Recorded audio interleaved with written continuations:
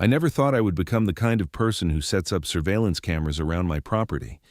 But when you live in the Willowbrook Heights subdivision in Aurora, Colorado, you learn pretty quickly that paranoia is just good planning. My name is Patrick Foster, and I have lived in this cookie-cutter neighborhood for 3 years. I bought the place right after my divorce was finalized, thinking a fresh start in a quiet community would be exactly what I needed. The house was modest, a 2-story colonial with decent bones, and the backyard was my sanctuary. I'd spent the better part of last summer installing a beautiful cedar fence, 60 linear feet of premium posts and rails that cost me nearly $4,000. Those posts were 8x8 monsters, the kind that would last 20 years minimum. I was proud of that fence.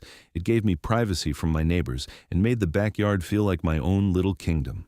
The Willowbrook Heights Homeowners Association was run by a woman named Barbara Hendricks, and from the moment I met her at the mandatory new homeowner orientation, I knew she was trouble. Barbara was in her mid-50s with blonde hair that looked like it had been shellacked into place and a smile that never reached her eyes.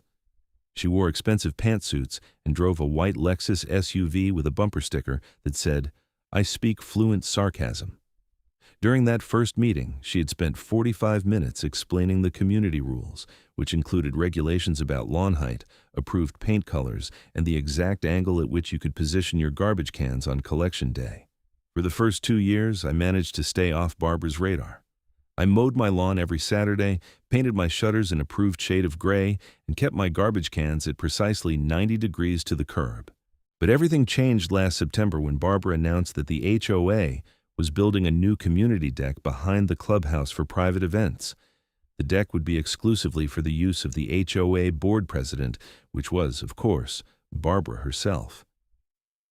The announcement came in a tersely worded email that hit my inbox on a Tuesday morning. The subject line read, "Exciting Community Enhancement Project," and the body explained that the HOA would be allocating $15,000 from our reserve fund to construct a premium deck space for official HOA functions. Barbara included several architectural renderings that showed an enormous deck with built-in seating, a pergola, and what looked like a full outdoor kitchen. At the bottom of the email was a footnote explaining that all homeowners would be assessed an additional $200 special fee to cover cost overruns. I was annoyed, but not particularly alarmed. $200 was manageable, even if the whole thing seemed like a vanity project. What I did not know was that Barbara had already decided she did not want to pay the full cost for premium cedar materials, and she had noticed that my fence posts were exactly what she needed. The first time I noticed something was wrong was on a chilly October morning. I had let my dog Murphy, a golden retriever mix, out into the backyard, and he immediately started barking at the back corner of the fence. When I went to investigate, I saw that one of my fence posts was missing. Not damaged, not broken, but completely gone. The hole where it had been was still there, and the rails that had been attached to it were lying on the ground. I stood there staring at the empty space, utterly baffled. Who steals a fence post? I called the Aurora Police Department non-emergency line and filed a report. The officer who took my information sounded skeptical. "Sir, you were saying someone dug up and removed an entire fence post from your yard?" "That's exactly what I'm saying. It was an 8x8 cedar post, probably weighed about 60 pounds. Someone took a shovel, dug it out, and carried it away." The officer told me they would send someone out to take a look, but his tone suggested this was not exactly a high-priority case. A young cop showed up 3 hours later, took some photos, and gave me a case number. He suggested it might have been kids pulling a prank.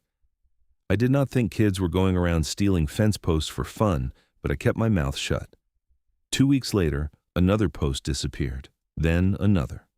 By mid-November, I had lost 5 posts, and my beautiful fence was starting to look like a gap-toothed smile.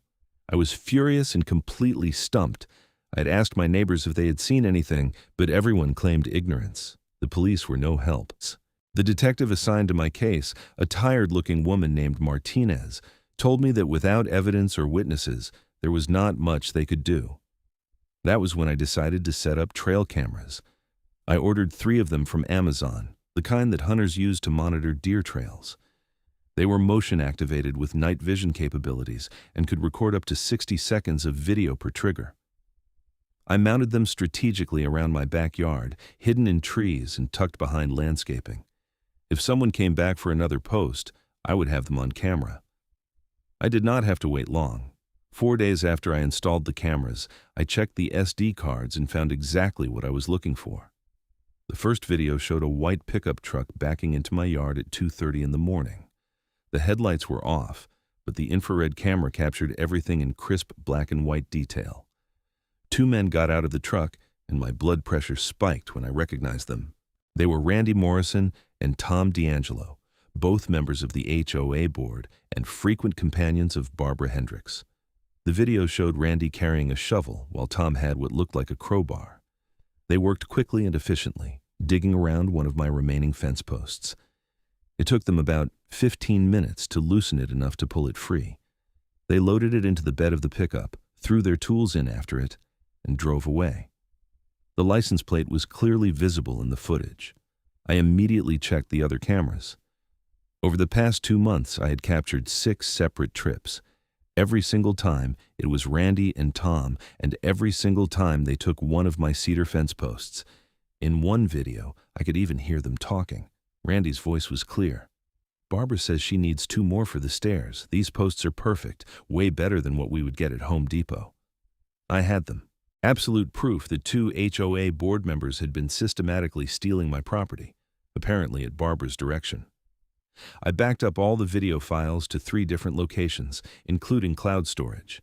Then, I printed out screenshots showing clear images of Randy and Tom, the license plate, and my fence posts being loaded into the truck. The next morning, I sent a certified letter to Barbara Hendricks at her home address and to the HOA management office. The letter was formal and direct. I explained that I had video evidence of HOA board members stealing my property, and I demanded immediate restitution, including replacement of all stolen fence posts, repair of my fence, and compensation for my time and expense. I gave her 10 business days to respond and made it clear that if I did not receive a satisfactory resolution, I would be taking legal action and providing the video evidence to the police. Barbara's response came faster than I expected. 3 days later, I received a phone call from her personal cell phone. "Mr. Foster, this is Barbara Hendricks. I received your letter, and I must say I am deeply offended by your accusations." "They are not accusations, Barbara. I have video evidence. Your board members have been stealing my fence posts for 2 months. That is a very serious allegation, and I can assure you that the HOA would never condone such behavior. If there has been some misunderstanding about property boundaries or shared materials, I am sure we can work it out like reasonable adults. There is no misunderstanding. My fence posts were on my property. Your people came onto my land in the middle of the night, dug them up, and took them. I have it all on camera. I have 6 separate videos showing Randy Morrison and Tom D'Angelo stealing my posts." There was a long pause. When Barbara spoke again, her voice had lost its friendly veneer. "I think you were confused about what you saw. The HOA has been doing some maintenance work around the community. Perhaps you misidentified the individuals in your video. The license plate on the truck is registered to Randy Morrison. His face is clearly visible. I have audio of him saying your name and mentioning that you need the posts for stairs. Do not insult my intelligence, Barbara." Another pause. "I will need to review this matter with the board. In the meantime, I would advise you not to make these accusations public. Defamation is a serious matter, Mr. Foster. So is theft. You have 7 days left to make this right." She hung up without another word. I expected some kind of counteroffer, or at least an attempt at negotiation, but instead, I got silence. The 10-day deadline came and went with no response from Barbara or anyone else from the HOA. On day 11, I called Detective Martinez and told her I had video evidence in my fence post theft case. She sounded surprised. "You actually caught someone?" "Multiple people, multiple times. I have 6 videos showing 2 HOA board members stealing my posts. I can email you the files right now." "Do that. Send them to my work email. If the evidence is as clear as you say, we will move forward with charges." I sent the videos that afternoon. Detective Martinez called me back 2 hours later. "Mr. Foster, I have reviewed your footage. This is excellent evidence. I'm going to forward this to the district attorney's office and recommend charges for theft and criminal trespass. Can you come down to the station tomorrow to give a formal statement? Absolutely. What happens next? The DA will review the case and decide whether to file charges. Given the value of the stolen property and the fact that this was ongoing, we are probably looking at felony theft. Each of those posts was worth what, $200? At least? With the labor I put into installing them, probably closer to $300 each. So we are talking about $1,800 total, maybe more. That is well above the threshold for felony theft in Colorado. Plus criminal trespass, possibly conspiracy if we can prove they were acting under someone else's direction. I have audio of them mentioning Barbara Hendricks by name, saying she told them to take the posts. Detective Martinez let out a low whistle. That could be a problem for her. Okay, come in tomorrow at 10 and we will get your statement. Bring all the video files and any documentation you have about the cost of the posts and the fence installation. I showed up at the Aurora Police Department the next morning with a thick folder of receipts, photos, and printed video stills. I spent 90 minutes giving my statement, walking Detective Martinez through the timeline from the first missing post to the discovery of the video evidence. She was thorough and professional, asking detailed questions about property boundaries, my interactions with Barbara, and whether I had ever given anyone permission to take materials from my property. Have you had any contact with Randy Morrison or Tom D'Angelo directly? She asked. Not about the fence posts. I have seen them at HOA meetings, but we have never had a personal conversation. And Barbara Hendricks? Besides the phone call you mentioned, have you spoken with her about this? Just that one call. She denied everything and threatened me with defamation claims. Detective Martinez made a note. Threatening a victim in an attempt to prevent them from reporting a crime. That is not going to help her case. 2 weeks later, I received a call from the district attorney's office. A prosecutor named Jennifer Cho introduced herself and explained that they were moving forward with charges against Randy Morrison and Tom D'Angelo. Each man would be charged with 6 counts of felony theft and 6 counts of criminal trespass. Barbara Hendricks would be charged as an accessory to theft based on the audio evidence showing she had directed the crimes. What kind of penalties are we looking at? I asked. Felony theft in Colorado is a Class 5 felony, which carries a potential sentence of 1 to 3 years in prison and fines up to $100,000. Given that this was ongoing and premeditated, I think we have a strong case. The trespass charges are misdemeanors, but they add to the overall pattern of behavior. As for Ms. Hendricks, accessory to felony theft is also a felony. She could be looking at similar penalties if convicted. When will they be arrested? We are issuing warrants tomorrow. They will likely be arrested within the next few days. The arrests happened on a Thursday morning. I was not there to see it, but my neighbor across the street, a retired schoolteacher named Gloria, called me immediately. Patrick, there are police cars in front of Randy Morrison's house. They just put him in handcuffs and took him away. By noon, the neighborhood group chat was exploding with speculation. Tom D'Angelo had been arrested at his workplace, a medical supply company in downtown Aurora. Barbara Hendricks had been taken into custody at the HOA clubhouse, apparently in the middle of a board meeting. The image of Barbara being led out in handcuffs in front of the other board members made me smile. The story hit the local news that evening. Channel 7 ran a segment titled HOA Leaders Accused of Stealing Homeowners' Fence Posts and showed photos of Randy, Tom, and Barbara. The reporter interviewed me in my backyard, standing in front of my partially destroyed fence. I explained how I had noticed the missing posts, set up trail cameras, and captured everything on video. The station aired a brief clip from one of the videos showing Randy and Tom loading a post into their truck. How does it feel to know that people you trusted, members of your homeowner association board, were allegedly stealing from you? The reporter asked. It feels like a betrayal. I pay HOA dues every month. I trusted these people to manage our community and protect our property values. Instead, they were literally stealing parts of my fence to build a personal deck for the HOA president. It is absurd. The story went viral almost immediately. By the next morning, it had been picked up by national news outlets. I started getting interview requests from CNN, Fox News, and even the Today Show. The narrative was irresistible. Corrupt HOA leaders stealing from a homeowner to build a luxury deck for themselves. People loved it. My phone would not stop ringing. I gave several more interviews over the next week, always emphasizing the same points. I had followed all the proper procedures. I had documented everything. I had given Barbara a chance to make it right before going to the police.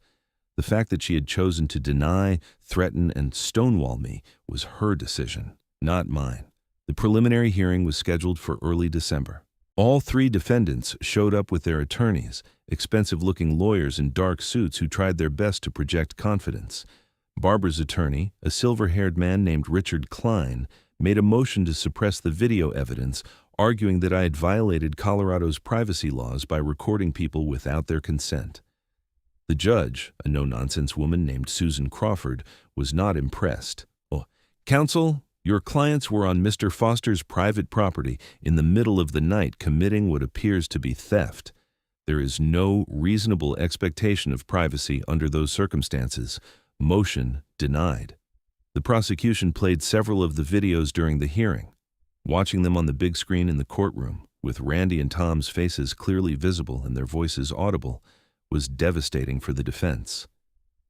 You could hear the sharp intake of breath from the gallery when Randy said Barbara's name and mentioned the stairs. Barbara's attorney tried to argue that the audio was unclear and could be interpreted multiple ways. Judge Crawford cut him off. "Counsel, I can hear perfectly well. The defendant clearly states Barbara says she needs 2 more for the stairs. Unless your client knows multiple Barbaras who are directing construction projects using stolen materials, I think the inference is quite clear." All 3 defendants were bound over for trial. Bail was set at $50,000 each, which they all posted. As a condition of bail, they were ordered to have no contact with me or any witnesses in the case.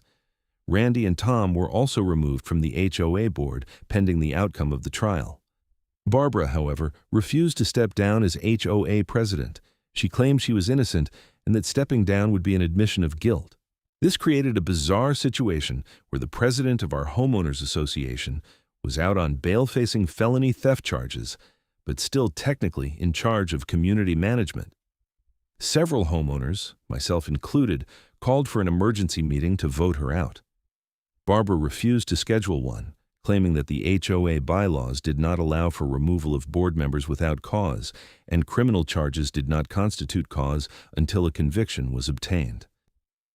I contacted a lawyer who specialized in HOA disputes, a sharp woman named Patricia Moss. She reviewed the Willowbrook Heights bylaws and shook her head. "This is a mess. Technically, Barbara is right. The bylaws do not have a provision for removing board members who are under indictment. You would need to amend the bylaws, which requires a 2/3 vote of all homeowners. Can we call a meeting ourselves?" "You can, but you need signatures from at least 20% of homeowners to force a special meeting. How many homes are in your subdivision?" "About 120. So you need 24 signatures. I would recommend getting more, maybe 30 or 40, just to be safe. Once you have the signatures, you can demand that the HOA hold a special meeting within 30 days. I spent the next 2 weeks going door to door collecting signatures. Most people were eager to sign. The story had embarrassed the entire neighborhood, and property values were already starting to dip because of the negative publicity. Several homeowners told me they had been considering selling because they did not want to live in a community with such a corrupt HOA. I collected 47 signatures and submitted them to the HOA management company. Barbara tried to delay the meeting, claiming she needed more time to prepare, but Patricia Moss sent a strongly worded letter threatening legal action if the bylaws were not followed. The meeting was finally scheduled for January 15th, exactly 30 days after my petition was submitted. The turnout was incredible. The clubhouse meeting room had a capacity of about 75 people, and we had at least 100 homeowners show up. People were standing in the back and spilling out into the hallway. Barbara sat at the head table with the remaining board members, her face frozen in a tight smile. I made a presentation laying out everything that had happened, using screenshots from the trail camera videos and documentation of the police investigation. I explained that Barbara had not only directed the theft of my property, but had then refused to resign even after being charged with a felony. "We deserve better leadership than this," I said. We deserve a board that respects our property rights and operates with integrity. I am asking you to vote to amend our bylaws to allow for removal of board members under indictment for crimes related to their HOA duties, and then to immediately remove Barbara Hendricks as president." Barbara's attorney tried to speak, but the crowd was hostile. People shouted questions at Barbara. How could she think it was okay to steal from a homeowner? Why had she refused to apologize or make restitution? Why was she still taking a salary as HOA president while facing criminal charges? Barbara finally stood up, her face red. "I have dedicated 5 years to this community. I've worked countless hours to maintain property values and enforce our standards. This is how you repay me? By believing the wild accusations of one disgruntled homeowner?" "There is video evidence," someone shouted from the back. "Video that has been selectively edited and taken out of context," Barbara shot back. "You do not know the whole story." "Then tell us the whole story," I said. "Explain why your board members were digging up my fence posts at 2 in the morning. Barbara glared at me. "I have been advised by my attorney not to discuss the details of the case while it is pending." How convenient. The vote was not even close. 87 homeowners voted to amend the bylaws and remove Barbara as president. 12 voted against, mostly Barbara's friends and allies. Barbara gathered her papers and walked out of the meeting without another word, her attorney trailing behind her. The new interim board moved quickly to try to repair the damage. They hired an independent management company to review HOA finances and found that Barbara had spent nearly $30,000 in reserve funds on her deck project, far more than the $15,000 originally budgeted. The overage had been hidden in vague line items like community improvements and maintenance supplies. The deck itself was absurdly lavish for what was supposed to be a community space. It had cost $1,200 per square foot, almost triple what a normal deck would cost. When I finally saw the completed deck behind the clubhouse, I understood why it had been so expensive. The structure was enormous, easily 600 square feet, with premium cedar posts that looked exactly like mine. The railings, the stairs, the pergola supports, all used cedar that matched my stolen fence posts. Barbara had essentially built herself a luxury outdoor living space using HOA funds and my stolen materials. The new board voted to dismantle the deck and sell the materials, using the proceeds to reimburse the HOA reserve fund. They also voted to pay for the complete replacement of my fence, using premium materials and a professional installation crew. The cost came out of Barbara's HOA President Discretionary Fund, which still had about $8,000 in it. The trial began in March. The prosecution had a mountain of evidence: the trail camera videos, the audio recordings, receipts showing the cost of the materials, testimony from the contractor who built the deck confirming that Barbara had provided the cedar posts herself, and phone records showing dozens of calls between Barbara, Randy, and Tom during the period when my posts were stolen. The defense strategy seemed to be to claim that there had been a misunderstanding about property boundaries. Randy's attorney argued that his client genuinely believed the fence posts were on HOA common property and that he was simply retrieving materials that belonged to the association. The argument fell apart when the prosecution introduced a survey map clearly showing that my fence was entirely on my property, several feet inside my lot line. Tom's attorney tried a different approach, arguing that Tom was just following orders from the HOA president and did not realize he was doing anything wrong. This was slightly more credible, but it did not absolve him of responsibility. The prosecutor pointed out that Tom had entered my property in the middle of the night without permission and taken property that did not belong to him. Even if he believed he was following legitimate orders, any reasonable person would know that sneaking onto someone's property at 2 a.m. to dig up fence posts is not normal or legal HOA business, she argued. Barbara's defense was the most aggressive. Her attorney painted her as a dedicated volunteer who had been trying to improve the community and had been caught up in a misunderstanding. He suggested that Randy and Tom had acted on their own initiative and that Barbara had no knowledge they were using stolen materials.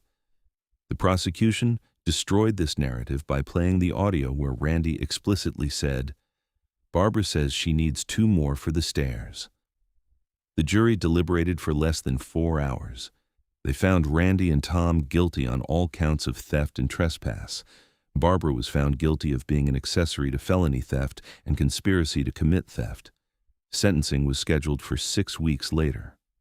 In the meantime, all 3 defendants were allowed to remain free on bail, though Barbara was now banned from setting foot on any HOA property or contacting any Willowbrook Heights residents. I attended the sentencing hearing, sitting in the front row of the gallery. Randy went first.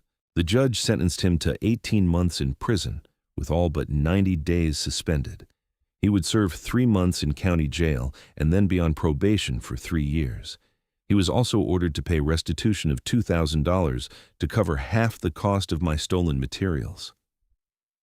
Tom received a similar sentence, 90 days in jail, 3 years probation, and $2,000 in restitution. Barbara's sentencing took longer.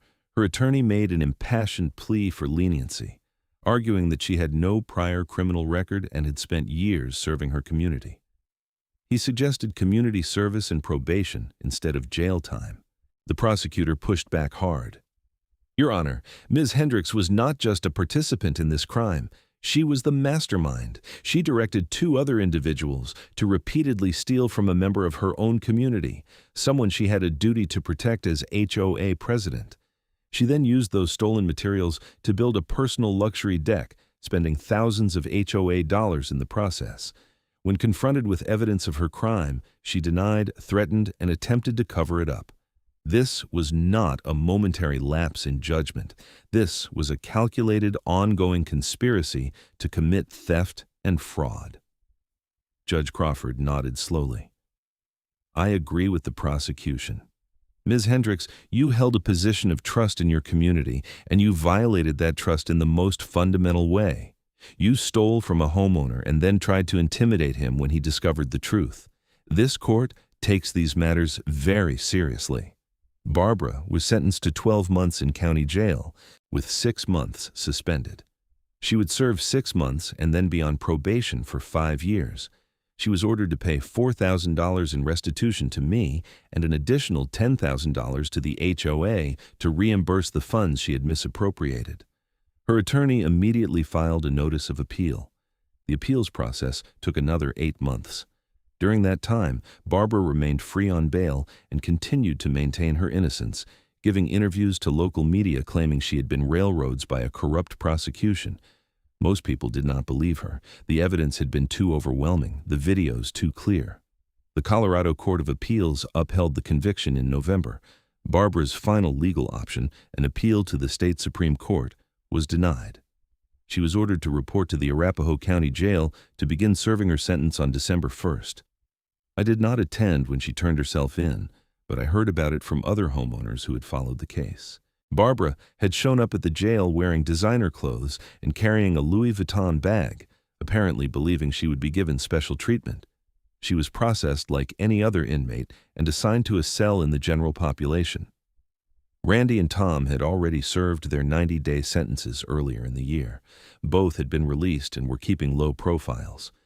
Randy had moved out of Willowbrook Heights shortly after his release, selling his house at a loss. Tom still lived in the neighborhood but rarely left his house.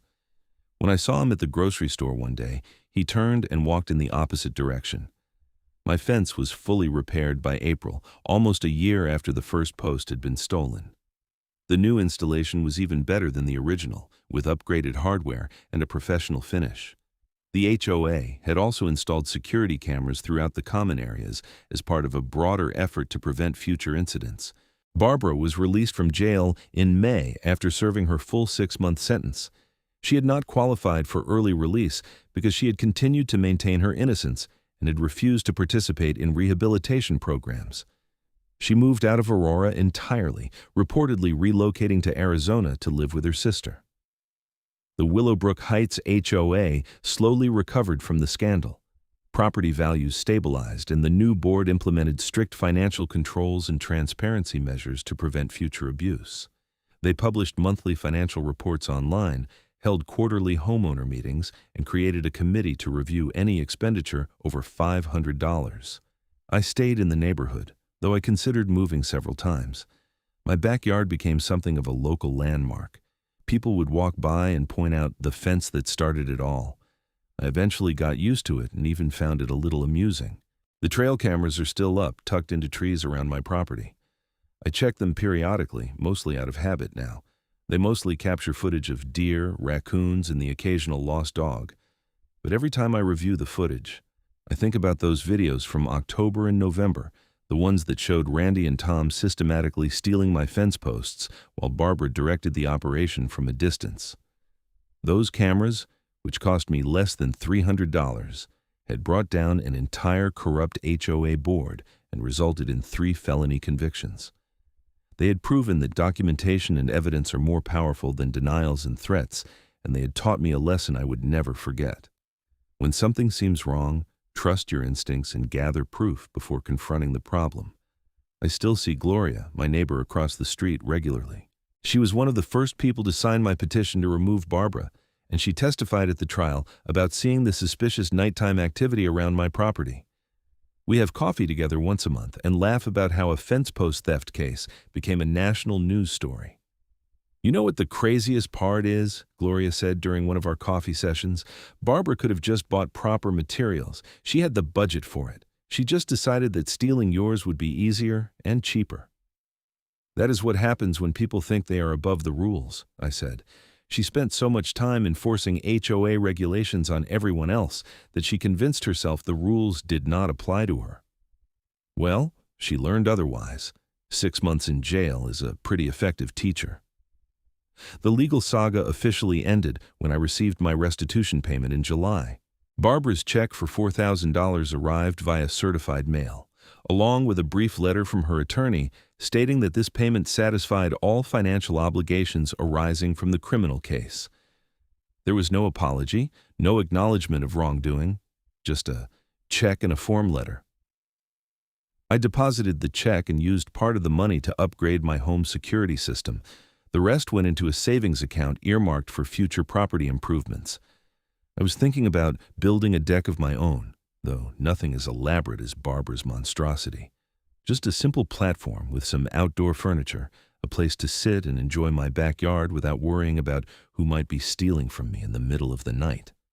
The final piece of closure came in September, almost exactly a year after I had discovered the first missing fence post. The Willowbrook Heights HOA held its annual meeting, and I was elected to the board. It was not something I had planned or even wanted, but several homeowners had approached me and asked me to run. They wanted someone on the board who had proven they would stand up for property rights and hold leaders accountable. I accepted, figuring that if I was going to complain about HOA management, I should be willing to help fix it.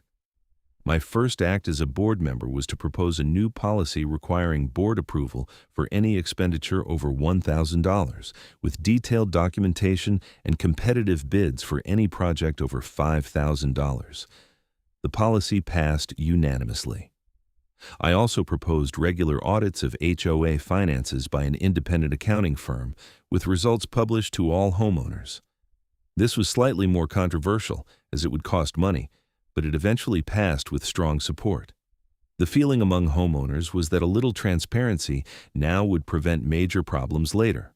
Looking back on the whole experience, I am struck by how a simple property crime escalated into a major legal case that destroyed 3 people's lives and made national news. If Barbara had just been honest when I first confronted her, if she had admitted the theft and offered to make restitution, the entire situation could have been resolved quietly. She might have faced some consequences, maybe removal from the board, but nothing like 6 months in jail and a permanent felony record. Instead, she chose to deny, deflect, and threaten. She tried to use her position of authority to intimidate me into silence. She underestimated my willingness to document everything and follow through with legal action, and she paid the price for that miscalculation. My fence stands solid now, every post properly installed and secured. On clear evenings, I sit on my back patio and look at that fence, remembering the months of frustration and anger, the satisfaction of finally getting justice, and the weird celebrity that came from having my story go viral. People still recognize me occasionally, usually at the hardware store or the local coffee shop. "You are the fence post guy, right?" they will ask, and I will nod and confirm that, yes, I am the fence post guy. It is a strange legacy, being known as the person whose HOA stole his fence posts. but I will take it. I proved that ordinary homeowners do not have to accept abuse from petty tyrants who happen to run HOA boards. I showed that documentation and persistence can overcome denials and stonewalling. And I made it clear that theft is theft, whether it is committed by a random criminal or the president of your homeowners association. Murphy, my dog, is completely oblivious to all of this. He still goes out every morning and does his business by the fence line, occasionally sniffing at the posts as if checking to make sure they are still there. In his simple canine way, he might be onto something. Sometimes the best thing you can do is check to make sure what is yours is still there and take action if something is missing. The trail cameras remain active, silently recording every motion in my backyard. I have hours of footage now, mostly boring videos of squirrels and birds. But I keep the cameras running anyway, just in case. Because I learned the hard way that you never know when you might need evidence, and by the time you realize you need it, it is often too late to go back and capture it. Every few months I review the footage from that October and November, the videos that changed everything. I watch Randy and Tom dig up my posts, load them into the truck, and drive away, never imagining that they were being recorded. I listened to the audio of Randy mentioning Barbara's name, the smoking gun that proved she had directed the whole operation, and I feel grateful that I had the sense to set up those cameras when I did. In the end, the story of my stolen fence posts is really a story about accountability. It is about what happens when people in positions of authority forget that they are supposed to serve the community, not exploit it for personal gain. It is about the importance of evidence and documentation in a world where people will lie to your face and expect you to accept it. And it is about the satisfaction that comes from seeing justice done, even when the path to get there is long and frustrating. Barbara Hendricks, Randy Morrison, and Tom D'Angelo all learned that lesson the hard way. They learned that theft is not acceptable just because you hold a title or position. They learned that homeowners have rights that must be respected. And they learned that security cameras are everywhere now, recording everything, waiting to reveal the truth when people think no one is watching. I hope they remember those lessons. I know I will never forget them. Every time I look at my fence, solid and complete, I remember what it took to make it whole again. And every time I check my trail cameras, I'm reminded that sometimes the best defense is simply paying attention and being ready to prove what really happened. The neighborhood has moved on, mostly. We have new scandals and new dramas, though nothing quite as dramatic as the great fence post theft of last year. The new HOA board is doing a decent job, and I do my part to keep them honest and accountable. Property values have recovered, and people have mostly stopped making jokes about hiding their fence posts. But the story persists, passed around at neighborhood barbecues and newcomer orientations. Did you hear about what happened here last year? Someone will ask, and then launch into their version of events, details often embellished or confused. I usually do not correct them unless they get something badly wrong. It has become part of the neighborhood mythology, the cautionary tale about what happens when HOA leaders go bad. I am okay with that. If my experience prevents even one other homeowner from being victimized by corrupt HOA leadership, then all the stress and frustration will have been worth it. And if it makes people think twice before joining an HOA board with the intention of enriching themselves at community expense, even better. The cedar posts in my fence will last for decades, long enough that I will probably have sold the house and moved on before they need replacement. Whoever buys my house will inherit those posts and probably never know the story behind them. That is fine too. Not everything needs to be remembered forever. Sometimes it is enough to know that justice was done, wrongs were righted, and a community learned to hold its leaders accountable. I still live in Willowbrook Heights, still pay my HOA dues every month, still attend the occasional board meeting.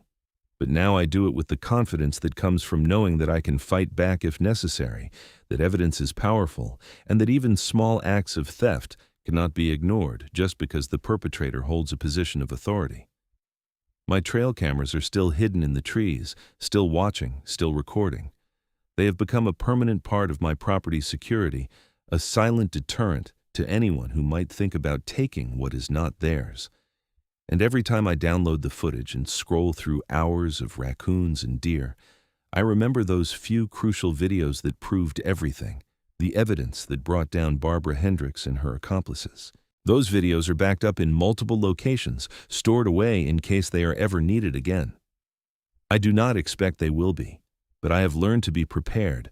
I have learned that the world is full of people who will take advantage if given the opportunity, and that the best defense is documentation, persistence, and a willingness to see justice through to the end, no matter how long it takes or how difficult the path becomes. So, here I am, 1 year later, sitting in my backyard next to my fully restored fence, watching Murphy chase squirrels and enjoying the late summer sunshine. The deck that Barbara built with my stolen posts is gone, dismantled, and sold for salvage. The HOA has new leadership that actually cares about serving the community. And 3 people are living with felony convictions and criminal records because they thought they could get away with stealing from a homeowner who would not fight back. They were wrong about that. I fought back and I won. Not just for myself, but for every homeowner who has ever been bullied or victimized by an out-of-control HOA. The trail camera footage proved that even when you are up against people with authority and resources, the truth can still prevail if you are willing to document it and stand up for what is right. That is the real story of my stolen fence posts. Not just that they were taken, but that I got them back and justice was served and a corrupt HOA board was held accountable for their crimes.